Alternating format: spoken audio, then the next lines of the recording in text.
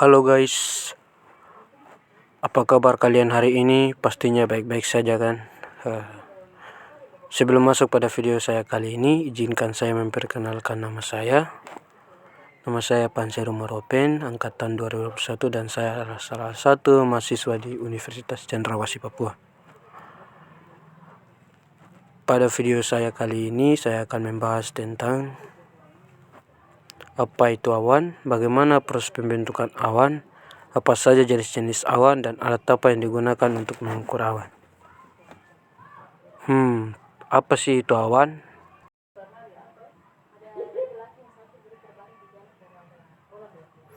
Awan ialah gumpalan air yang terapung di atmosfer. Ia kelihatan seperti asap berwarna putih atau kelabu di langit.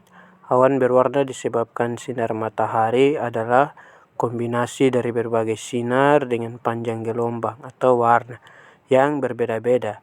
Pembauran sinar dengan panjang gelombang yang berbeda secara merata itu menghasilkan warna putih. Efek yang diberikan awan terhadap radiasi matahari yang diterima permukaan bumi. Sebenarnya kompleks, tidak sederhana bahwa ada awan maka suhu udara akan turun. Bagaimana proses pembentukan awan?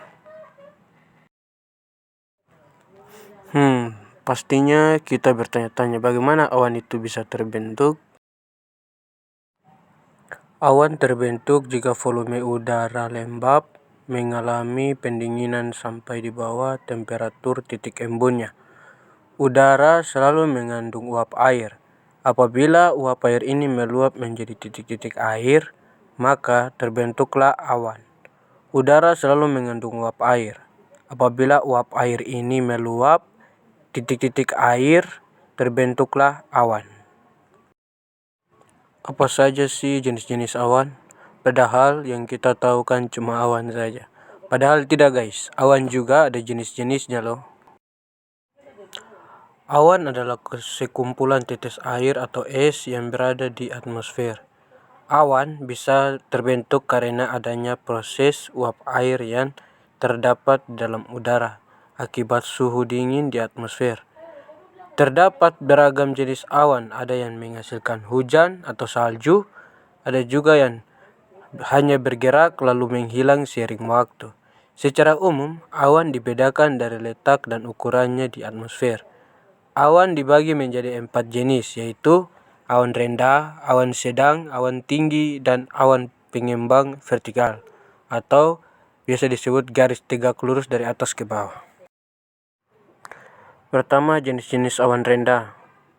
A. Awan stratocumulus. Inilah gambar awan stratocumulus. Stratocumulus merupakan sebutan untuk awan yang sangat rendah. Kita dapat melihat awan ini dari tanah dengan jelas. Awan stratocumulus dapat menghasilkan hujan, tetapi biasanya tidak lebat. Bentuknya bulat dengan gumpalan yang tampak berkumpul atau memisah secara teratur di langit dengan warna keabu-abuan. B. Awan nimbostratus. Inilah gambar awan nimbostratus. Nimbostratus merupakan awan berbentuk tebal dan cenderung tidak teratur dengan warna putih keabu-abuan. Tekstur awan yang tebal dan menutup cahaya matahari kerap menghasilkan hujan dan salju. Di daerah tropis, awan ini menghasilkan air hujan yang cukup tinggi. Sementara di daerah subtropis hingga dingin awan ini mampu menghasilkan salju. C. Awan stratus. Inilah gambar awan stratus.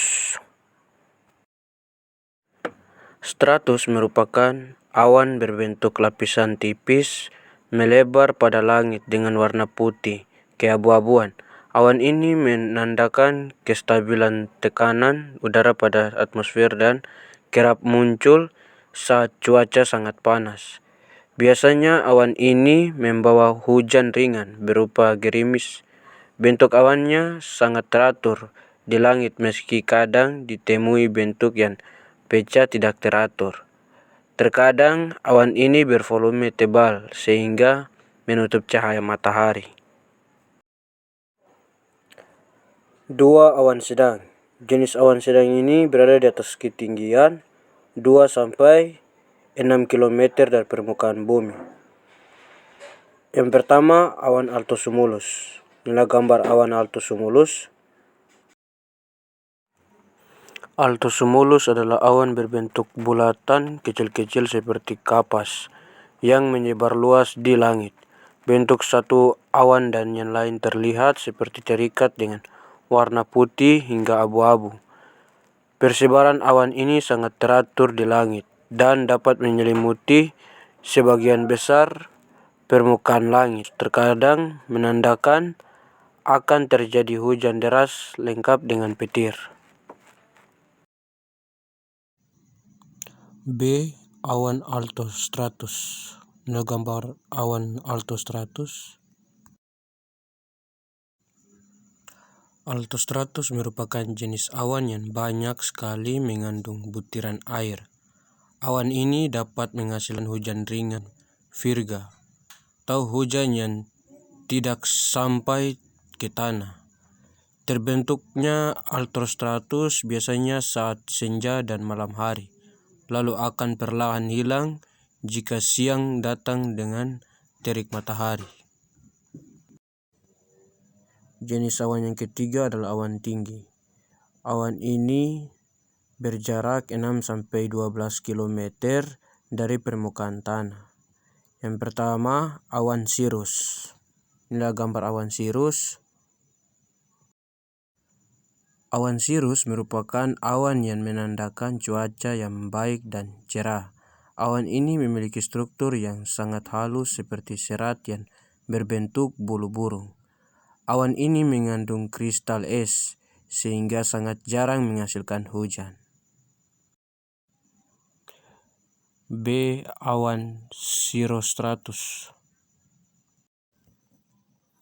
Cirrostratus merupakan awan berwarna agak kelabu dan tekstur sangat halus saat berada di atmosfer. Cirrostratus memiliki serapu tipis yang menyerupai cadar atau tudung yang dapat menutup sebagian isi langit. Awan ini mengandung kristal es yang banyak karena letaknya sangat tinggi. C. Awan cirrocumulus. Gambar awan cirrocumulus. Cirrocumulus adalah awan yang memiliki bentuk putus-putus seperti gelombang, bulu domba, atau sisik ikan yang sangat tipis di langit. Awan ini menyimpan banyak sekali kristal es dan tetesan air yang sangat dingin karena letaknya sangat tinggi. Jenis yang keempat atau yang terakhir, awan perkembangan vertikal. Awan ini berada di atas 450 dari permukaan tanah. Yang pertama, awan cumulus. Ini jenis awan cumulus. Cumulus adalah awan tebal berbentuk memanjang ke atas. Awan ini bisa terjadi karena tekanan udara di atmosfer sedang tidak seimbang. Kandungan awan cumulus adalah butiran air serta es yang sangat dingin pada bagian yang terkena cahaya matahari akan kita lihat kilauan berwarna putih. Jika keadaan ini terus berlanjut, awan ini bisa tumbuh dan berubah menjadi awan cumulonimbus. B. Awan cumulonimbus. Cumulonimbus merupakan perkembangan dari awan cumulus dengan bentuk menjulang ke atas seperti kubah. Warna awan ini abu-abu hingga gelap dan erat hubungannya dengan hujan deras serta angin dan petir. Cumulonimbus kerap disebut sebagai awan berbahaya karena terdapat banyak sekali muatan listrik di dalamnya. Pastinya kita bertanya-tanya, alat apa sih yang digunakan untuk mengukur awan? D. Alat pengukur awan. A. Alat kilometer. Ini adalah gambar alatnya. yang digunakan untuk mengukur awan. Kilometer adalah alat untuk mengukur ketinggian awan. Prinsip kerja kilometer ini bekerja berdasarkan prinsip dari pantulan balik atau backstreet dari gelombang suara atau cahaya yang dipancarkan akibat adanya material yang melayang di udara, sehingga perbedaan waktu antar gelombang yang diciptakan Tx dan gelombang balik yang diterima Rx akan dijadikan acuan untuk menghitung ketinggian dari material pemantul atau aerosols atau awan. Baik teman-teman, itulah tadi pembahasan saya sampai di sini. Sekian video saya. Saran saya pada video ini, semoga video ini dapat membantu saudara-saudari untuk memahami apa itu awan, pengertian awan, dan jenis-jenisnya, serta alat yang digunakan. Sekian video saya. Jika ada kesalahan dalam penyampaian dalam video ini, saya mohon maaf. Jika ada kesalahan dalam video ini, silakan saudara-saudari bisa komen di bawah. Teman-teman jangan lupa like, komen, dan subscribe.